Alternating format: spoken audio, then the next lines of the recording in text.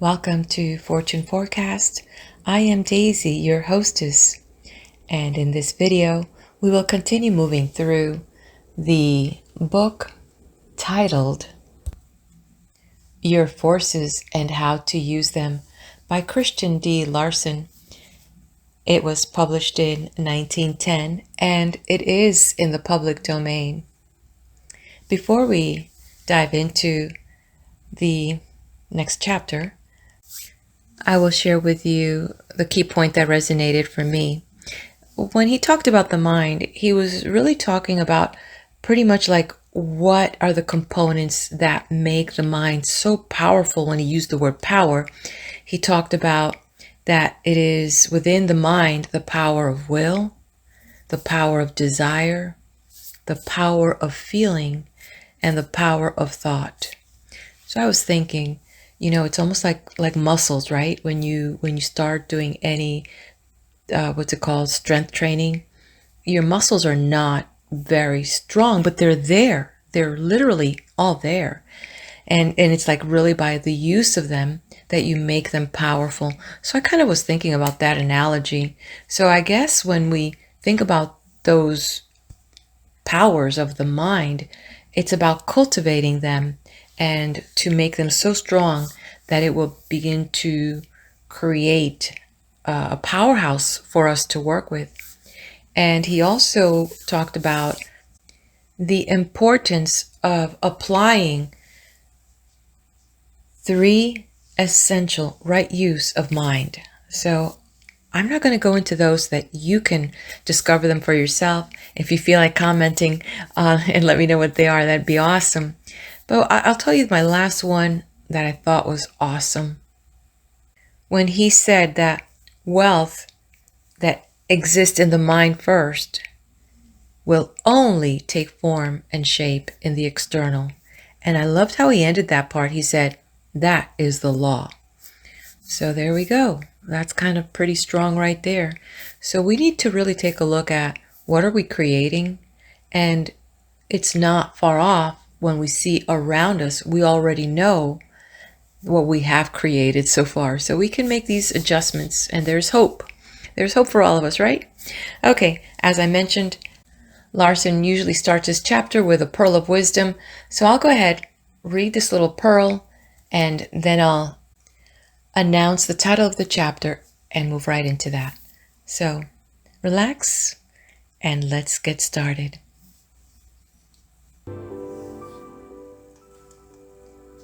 When you think of yourself, do not think of that part of yourself that appears on the surface.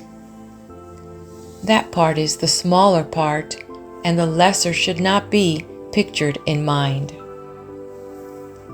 Think of your larger self, the immense subconscious self that is limitless both in power and in possibility. Believe in yourself, but not simply in a part of yourself. Give constant recognition to all that is in you, and in that all, have full faith and confidence. Give the bigger man on the inside full right of way. Believe thoroughly in your greater interior self. Know that you have something within you that is greater than any obstacle, circumstance, or difficulty that you can possibly meet. Then, in the full faith in this greater something, proceed with your work.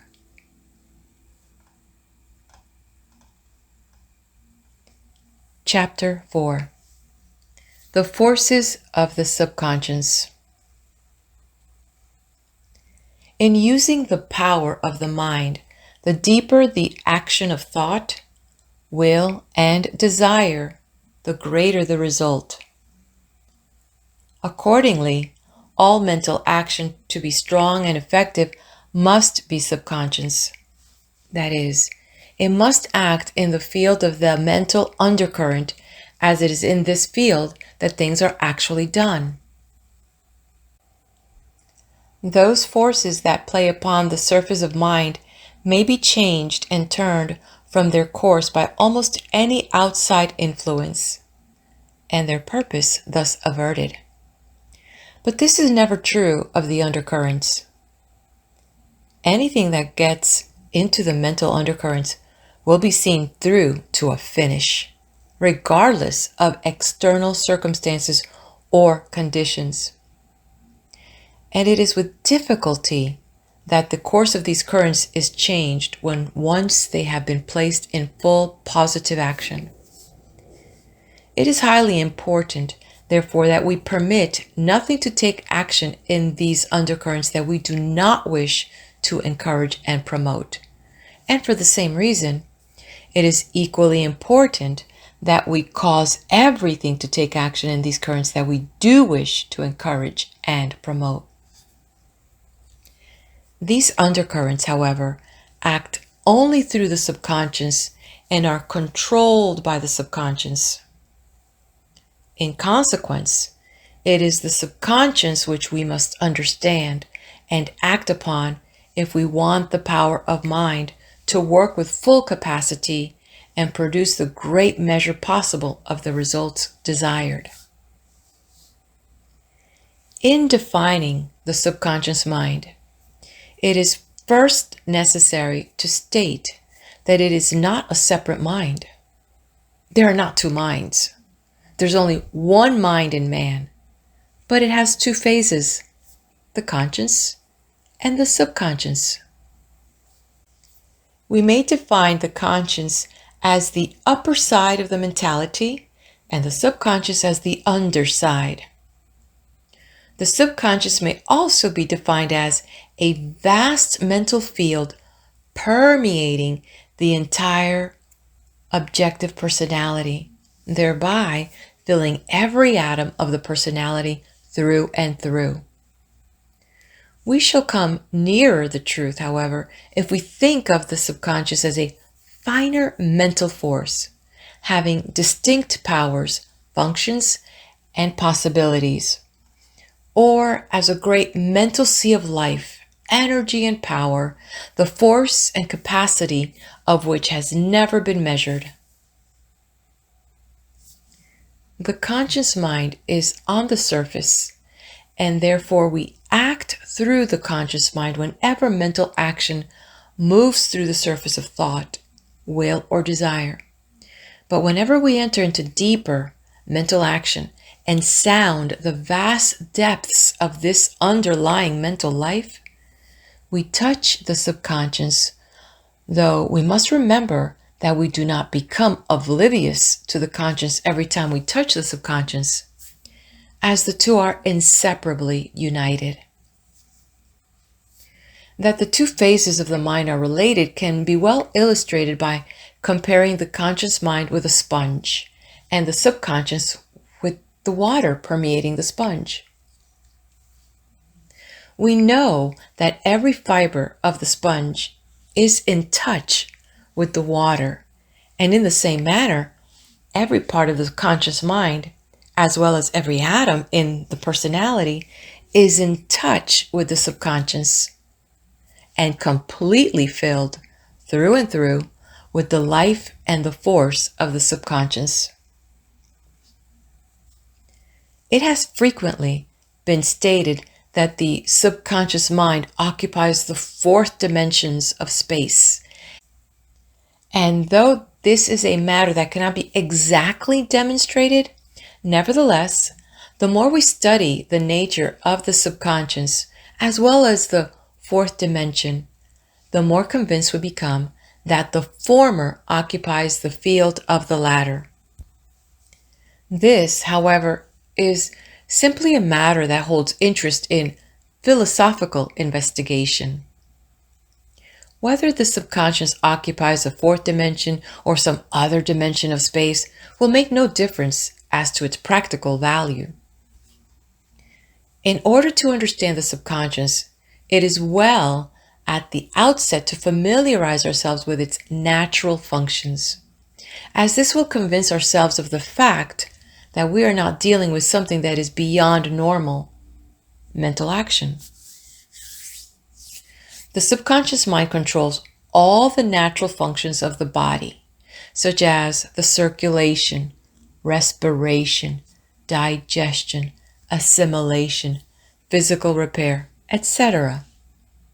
It also controls all the involuntary actions of the body and all those actions of mind and body that continue their natural movements without direction from the will.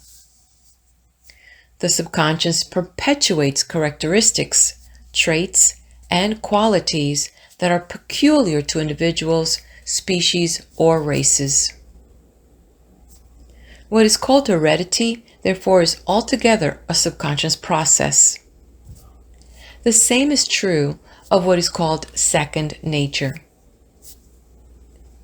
Whenever anything has been repeated a sufficient number of times to have become habitual, it becomes second nature, or rather, a subconscious action. It frequently happens, however, that a conscious action may become a subconscious action without repetition, and thus becomes second nature almost at once. When we examine the nature of the subconscious, we find that it responds to almost anything the conscious mind may desire or direct, though it is usually necessary for the conscious mind to express its desire upon the subconscious for some time before the desired response is secured. The subconscious is a most willing servant and is so competent that, thus far, we have failed to find a single thing along mental lines that it will not or cannot do. It submits readily to almost any kind of training and will do practically anything that it is directed to do, whether the thing is to our advantage or not.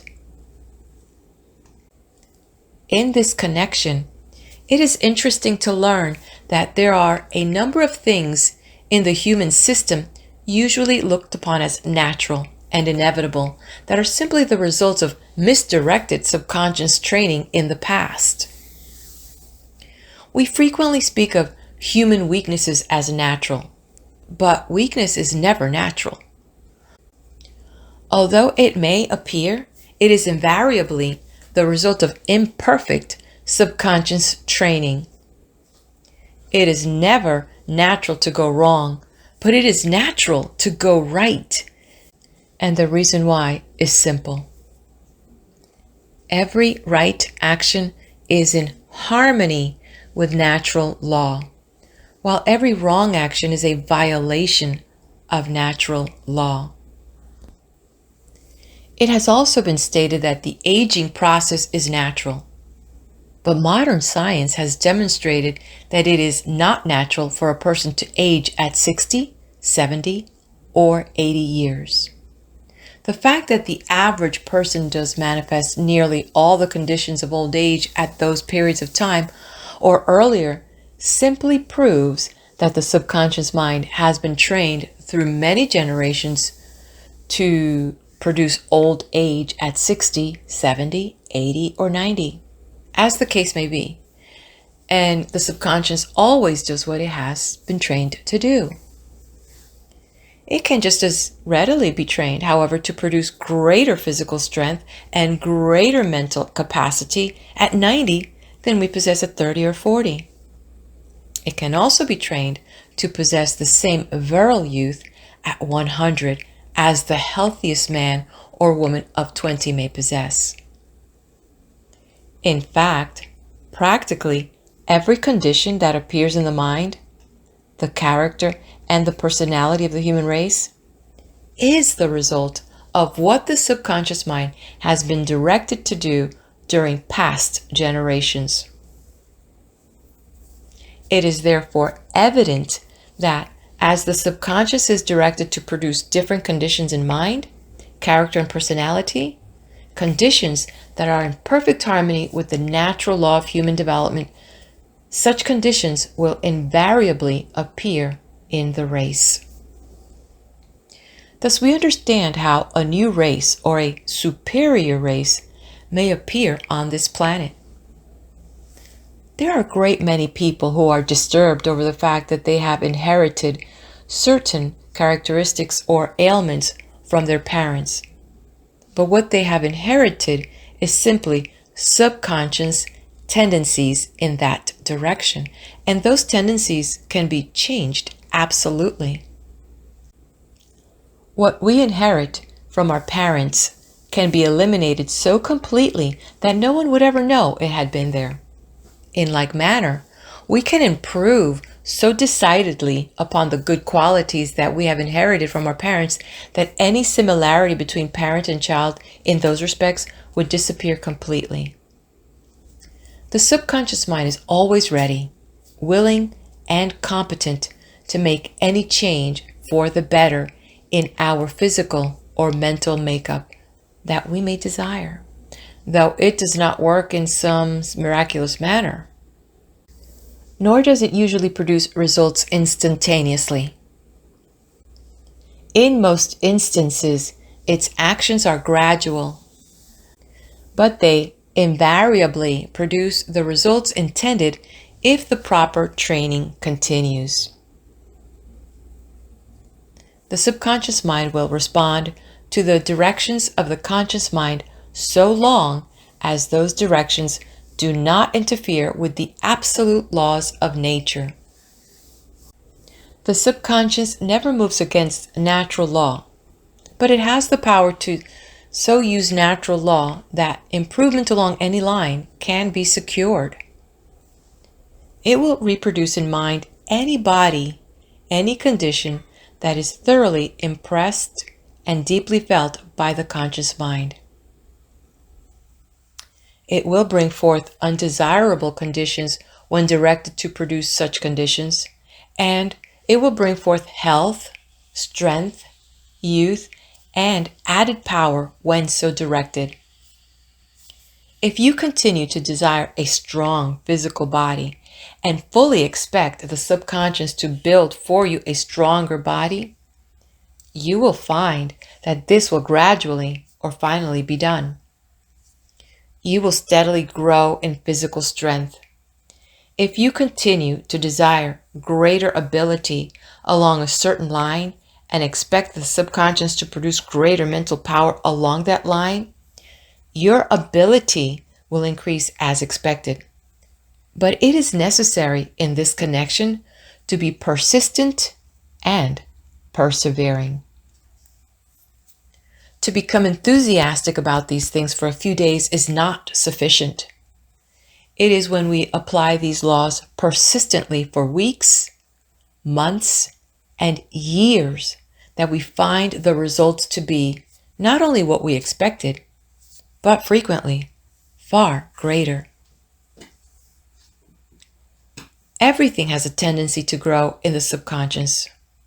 Whenever an impression or desire is placed in the subconscious, it has a tendency to become larger, and therefore the bad becomes worse when it enters the subconscious, while the good becomes better.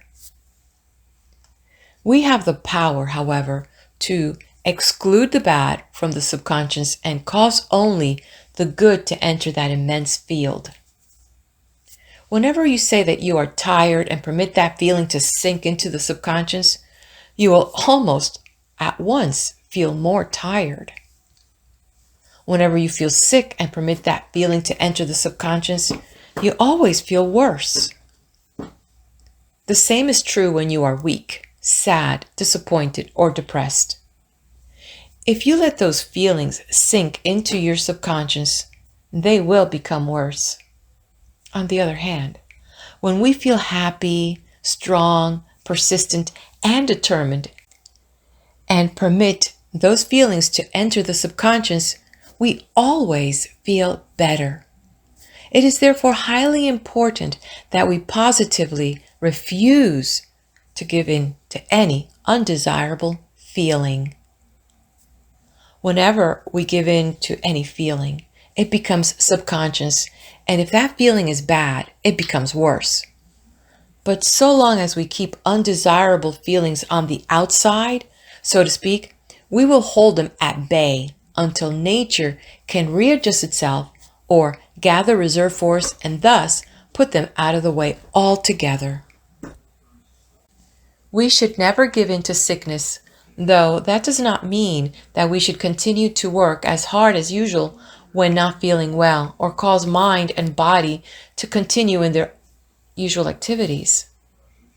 When we find it necessary, we should give ourselves a complete rest, but we should never give in to the feeling of sickness. The rest that may be taken will help the body to recuperate, and when it does, the threatening element will disappear. When you feel tired or depressed, do not admit it, but turn your attention at once upon something that is extremely interesting, something that will completely turn your mind towards the pleasing, the more desirable, or the ideal. Persist in feeling the way you want to feel, and permit only wholesome feelings to enter the subconscious. Thus, wholesome feelings will live and grow, and after a while, your power to feel good at all times will have become so strong that you can put out of the way any adverse feeling that may threaten at any time. In this connection, we may mention something that holds more than usual interest. It has been stated by those who are in a position to know that no one dies until he gives up. That is, gives in to those adverse conditions that are at work in his system, tending to produce physical death. So long as he refuses to give in to those conditions, he continues to live. How long a person could refuse to give in, even under the most adverse circumstances, is a question, but one thing is certain, that thousands and thousands of deaths could be prevented every year if the patient in each case refused to give in. In many instances, the forces of life and death are almost equally balanced. Which one is going to win depends upon the mental attitude of the patient. If he gives over his mind and his will to the side of the forces of life, those forces are most likely to win. But if he permits the mind to act with death, the forces of death are most certain to win. So long as he continues to persist in living, refusing absolutely to give in to death, he is throwing the full power of mind, thought, and will on the side of life. He thereby increases the power of life, and he may increase that power sufficiently to overcome death.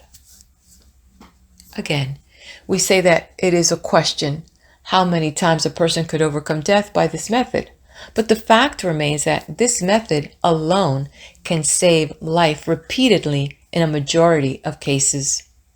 And all will admit after further thought on this subject that the majority will be very large. This is a method, therefore, that deserves the best attention in every sick room. No person should be permitted to die until all available methods for prolonging life have been exhausted. And this last mentioned method is one that will accomplish far more than most of us may expect. And its secret is found in the fact that whenever we give in to any condition or action, it becomes stronger due to the tendency of the subconscious to enlarge, increase, and magnify whatever it receives. Give in to the forces of death, and the subconscious mind will increase the powers of that force.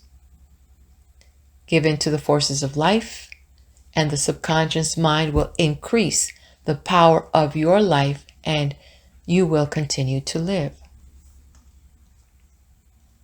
Concerning the general possibilities of the subconscious, we should remember that every faculty has a subconscious side, and that it becomes larger and more competent as the subconscious side is developed. This being true, it is evident that ability and genius might be developed in any mind, even to a remarkable degree, as no limit has been found to the subconscious in any of its forces. In like manner, every cell in your body has a subconscious side, and therefore, if the subconscious side of the personality were developed, we can realize what improvement would become possible in that field. There is a subconscious side to all the faculties in human nature, and if these were developed, we understand how man could become ideal, even far beyond our present dreams of a new race. It is not well, however, to give the majority portion of our attention to future possibilities. It is what is possible now that we should aim to develop and apply. And present possibilities indicate that improvement along any line, whether it be in working capacity, ability, health, happiness, and character, can be secured without fail if the subconscious is properly directed. To direct the subconscious along any line, it is only necessary to desire what you want and to make those desires so deep and so persistent that they become positive forces in the subconscious field. When you feel that you want a certain thing, give in to that feeling and also make that feeling positive. Give in to your ambitions in the same manner, and also to every desire that you wish to realize. Let your thought of all those things that you wish to increase in any line get into your system, because whatever gets into your system, the subconscious will proceed to develop, work out, and express. In using the subconscious, we should remember that we are not using something that is separated from normal life. The difference between the man who makes scientific use of the subconscious and the one who does not is simply this. The latter employs only a small part of his mind, while the former employs the whole of his mind. And this explains why those who employ the subconscious intelligently have greater working capacity, greater ability, and greater endurance. In consequence, they sometimes do the work of 2 or 3 men and do excellent work in addition.